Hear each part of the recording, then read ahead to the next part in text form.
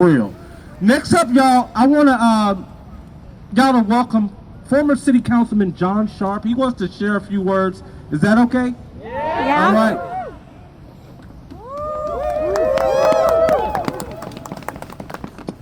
Thank you very much. I'm John Sharp, and most of the time when I'm getting up to say something, it's to stand up for victims. Because as some of you who know me know, my late stepdaughter was a murder victim 26 years ago, her senior year at MU. And that lives with you all the time. You never forget it. So I have always tried to be a voice for victims and to try to do everything I could to support law enforcement and to support reductions in the horrendous violent crime rate we have in this area. And I was the guy that talked to former Chief Rick Smith and got him to increase the reward for information leading to an arrest or charges in homicides from what it was to $25,000. And that has helped. And again, I'm here today to stand up for a victim of crime, because murdering Renee Good, and that's what it was a crime. That's right. And you know, they have not only killed her, but they've done their best to assassinate her character after they killed her. That ain't right. Trump was quoted as saying she ran over the ICE agent. No. Not that she tried to, she did. No. And that's the lie he told. And to say that she was a threat was just crazy. I mean, they don't want us to believe our own eyes. Because, and one thing, she was part of an observer corps. She wasn't some terrorist. She wasn't some nutcase. And she had told the officers that she wasn't mad at him earlier. And one officer was cursing at her, using the F word when he talked to her. I'd have been terrified too if someone was talking to me like that. And then the officer that murdered her, he wasn't right in front of her car. He was off to the left. You could see her car wheels were turned to the right. She wasn't any danger to him, but she was terrified. I'd be terrified too. And to shoot her 3 times at point blank range, and there's a physician there, and you don't even let the physician try to save her. Is this America? No. ICE needs to be disbanded, and they need to concentrate any efforts they have on the border.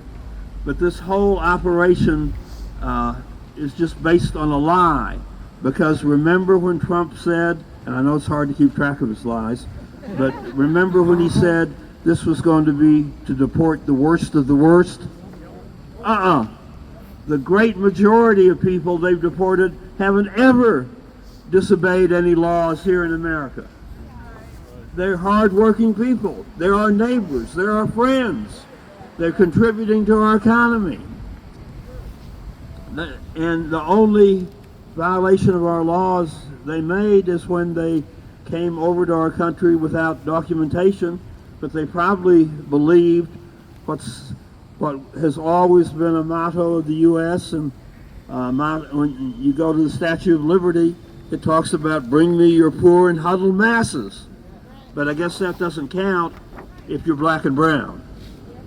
It doesn't count today in Trump's America, but it counts in what America really stands for. It counts what we stand for, and we have to be a voice for victims. We have to demand justice for Renee Good, and we have to demand that no more will you have this racial profiling by ICE agents where they're pulling guns on people just because of the color of their skin. And they pulled guns on off-duty police officers that were of color. And it's just not right. And when I think about her, and I didn't know her when she lived here, but I know some people who did, and I promised them I wouldn't reveal their names because they didn't want to be a target of harassment. But they told me what a wonderful person she was, and what a wonderful mother. and she cared about her neighbors. She's the kind of good citizen we need more of, and we don't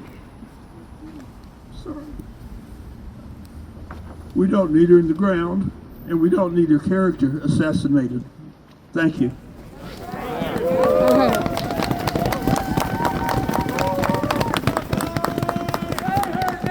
Renee Good! Good. Renee Good. Renee Good. Renee Good! Thank you, Councilman. Thank you. Not only Renee Good, I see his name on signs around. His name is Liam Ramos. Say his name.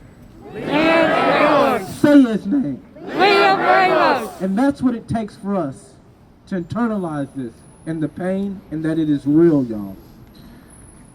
I want to welcome Reverend Tino, who's lead pastor at Trinity and an ordained elder in the United Methodist Church.